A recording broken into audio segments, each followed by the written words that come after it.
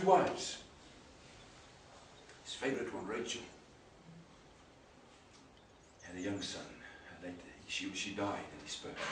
His name was Benjamin. Ben is Yamin, son of my love. Paul could trace his lineage back to Benjamin. Sure. He felt of noble birth. But he says in that chapter that Andre preached on this morning, Philippians chapter 3, whatever gain I had, whatever counted in my advantage, my noble birth, my education, my experience, my zeal, my religious mind, whatever gain I had, I count it, and the Greek word speaks of like cow dung. I count it as refuse, to discard it confidently, because it adds no value to me. Because what happened is it pleased the Father to reveal His Son in me. The most accurate definition of an invisible God is Christ in you.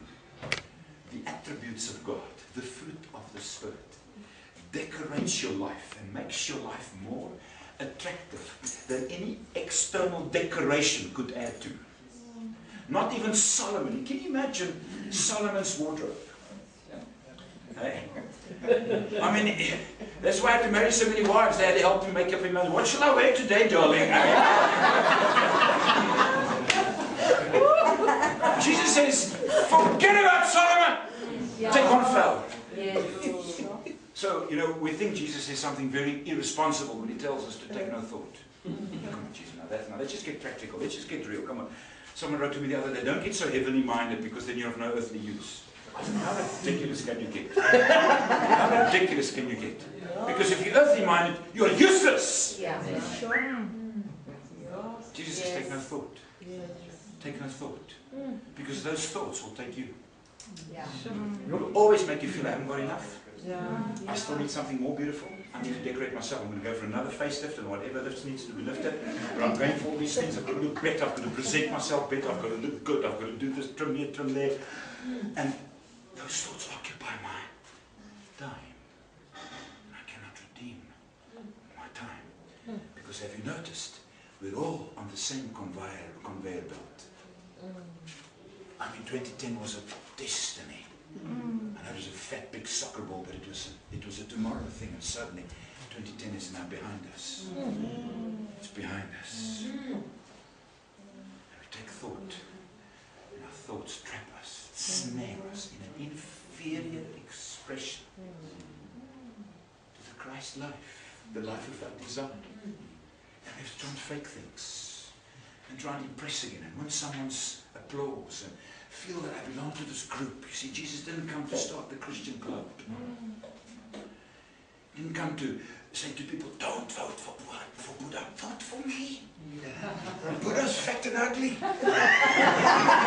Jesus is sexy. I mean, he's got sandals and long hair.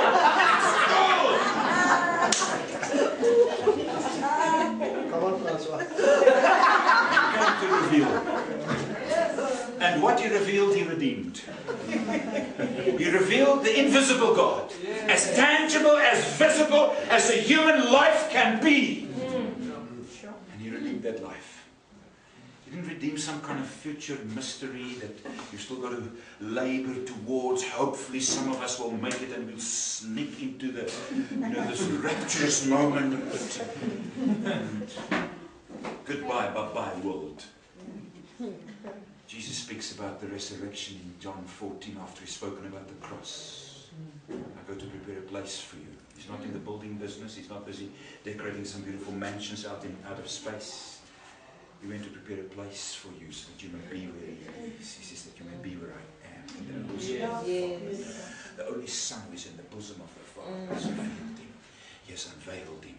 So that you may be where I am, He says. And He says, in that day you will know that I'm in my Father, and you in me, and I in you.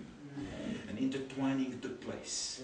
And in the resurrection He came to display a new place that He has prepared for us. So that we may return. No man will ascend into this dimension who did not also descend. Even the Son of Man. What was the question? Who is the Son of Man? Simon by Revelation says, the Son of Man is not the son of Jonah. The Son of Man is not the son of Joseph, Mary. It's Son of God. We come from above. We began in God. We can't redeem that. And so when Paul relates to his gospel, he doesn't relate to a gospel learned by man, taught by man, but to the gospel that was birthed in his understanding. He says it pleased God. He separated me from my mother's womb. It pleased him to reveal his Son in me. It is Christ in you, the hope of glory. Christ in you, the hope of things now come. Is that a beautiful song? Christ in you. Suddenly Paul discovered this is our message. We cannot dare continue with a gospel that continues its confusion, but it's unveiling. So that as in a mirror, we all, with open face, I see the exact same mirror. And in that same mirror I see myself. I discover myself in the mirror of his word, of his eternal opinion. No man will ascend, will access this dimension until I discover that I began there. I began in God's thought. You see, the only possible way that we could begin to explain the cross is to discover Genesis 1:26. Why would God pay such a price for a worthless creature called man? Jesus says he's like a businessman who discovers the treasure. And he covers it. He goes away and he sells all that he has and he buys the field. You're God's field. You're God's harvest. Hallelujah. You're his harvest. His harvest is measured by the success of the resurrection. And God established a testimony in the earth. He has borne witness to righteous judgment by raising Jesus from the dead. And what happened when he was raised from the dead? The temple was rebuilt. The temple was rebuilt. And I hear they gathered money to build another temple in Jerusalem. How? Distracted and deceived can a church be? That's not church, that's organization. That's man-made stuff.